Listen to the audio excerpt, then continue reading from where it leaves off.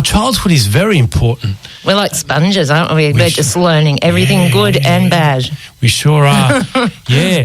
And I mean, children are capable of learning 7 languages at once. That's amazing. Isn't that incredible? Yeah. Yeah. What happens to our brains as we get older? We deteriorate a little bit. Well, yeah, I think nature's wise. We're capable of learning when we're little, when we're children. Yeah. Because we need to survive. Even you see other mammals and so forth. Actually, the human child is the infant that requires their mother and father, for much longer than any other animal. That's for sure. You see some of the calves, how they're born and like 5 minutes later they're walking. Yeah, I know. It's amazing, isn't it? Yeah, nature's wise. In one way, that time that we're growing. Physically, we're needy as animals, as mammals, as creatures. We're needy, unlike other animals. But the brain, the baby's brain is learning, picking up on things all the time. It's like all the energy is going into the brain. Forget the limbs, forget everything else. Can't do anything. The brain makes the limbs work anyway, doesn't it? Yeah, and just learning, picking up on things, picking up on language, picking up on colour and on many other data just from the world in order to learn how to live in this world with the type of brain and consciousness that we have. It's because other animals are limited, of course, because they have a smaller brain and the way they see the world is a lot more simple. But for us, it's much more complex. That's right. And we learn everything, don't we? So things that help us, and we can also be, told, not by people meaning to, or parents, whatever, they're not meaning to say things that might be damaging. So we pick up, as babies, all these different programs as well, don't we? That's right. Well, the brain doesn't really have the capacity to judge whether something's right or wrong. It's through learning, isn't it? Like experience. So we can tell a child that 1 + 1 is 3, and they will believe they'll believe that that 1 + 1 is 3. But we tell them that 1 + 1 is 2, But the good thing about mathematics that it's a universal type of knowledge. So 1 + 1 is 2 everywhere in the world at any time. That's right. That's uncommon. Most knowledge isn't like that. It's flexible. It changes. It depends on perspective. But there are some that are universal, and mathematics is one of those things. So although there are things like morals and religion and philosophy of life that are very different. So whatever we teach a child, they will end up believing it to a certain age until they can reason. Yes. They get to a certain age of 12, 13, they can start and then they start thinking, because a lot of people do that. Not right for me. This is not right for me. And they decide to either abandon it or change. And so it's very easy to be programmed as a child, and that's why we have to be very careful to allow children also to think for themselves, give them a certain amount of knowledge, but not indoctrinate them. That's right. And I suppose, if there are negative programs like that we carry through to adulthood that affect the way we function in the world, the younger we recognise them, the better, wouldn't it be? 100%, yeah.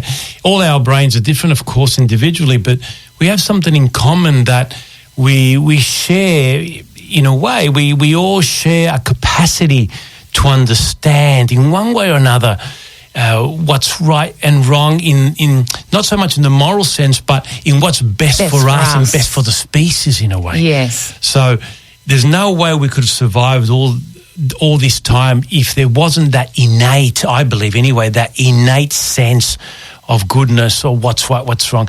And so, of course, there are individuals that don't have that. And in psychology, we call them psychopaths or sociopaths. Yeah. And luckily for us, there's not many of those compared to most of us. So, but there are, of course, in statistics, there are the extremes. So, but we're very fortunate that I believe that we do have that innate value, and then we can support that, if you like, through a philosophical theory or a religion or whatever that may be, and which would enhance as well our lifestyle. But it all starts from how we see and what we learn from we're very young. Yes.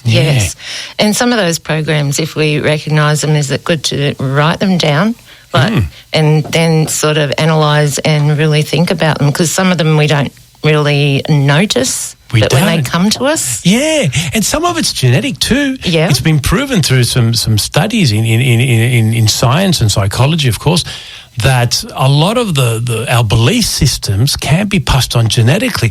Not so much the belief itself, but prone to believing certain things. And so we do pass that on as well to our own children, some more, some less, as you know, as our genetic works. The genetic pool sometimes isn't exactly the same for everyone. So luckily, or else we would all look the same.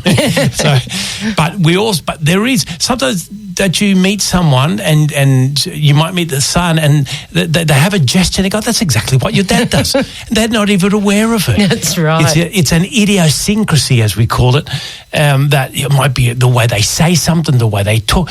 I've met people that haven't met their parents only later in life, yet they talk exactly the same as them. Isn't that amazing? They didn't even grow up with them. Wow. Genetic influence. I love that. It's incredible, yeah. So there are a lot of factors, Deb, on how we live our life, how we see the world.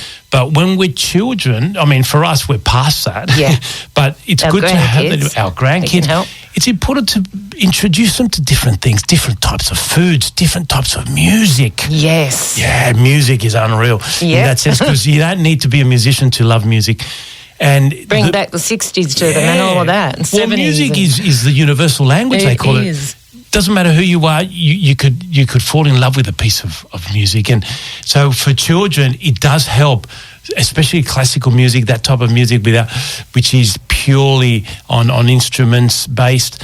It does help with flexibility of thinking. So remember, I think what we have to teach is broad-mindedness rather than indoctrination. Because it unleashes passions in them, talents that they wouldn't know otherwise. You wouldn't know unless you're exposed to that. That's right. Which is part of life too. Sometimes it does happen. It's not a coincidence that you get 3 footballers from a place that they play a lot of football, you know. And so it's one of those things that you can't help that. But it also depends on opportunity, and as adults, we can create those opportunities for children. That's right, Carlos. And you have a beautiful song here. You're introducing one of the best bands in Australia, Ice House. Yeah, I mean, it's. I always thought that they wrote this song for me, a man of Carlos. I thought it said, but then I found out it's not Carlos, it's Colours. And another one's at the Carlos, at the car wash, at the Carlos. Yeah. At the Carlos. See, there's a trend here. There's a trend happening. It's all about Carlos. That's going to be the name of next year's program. Okay.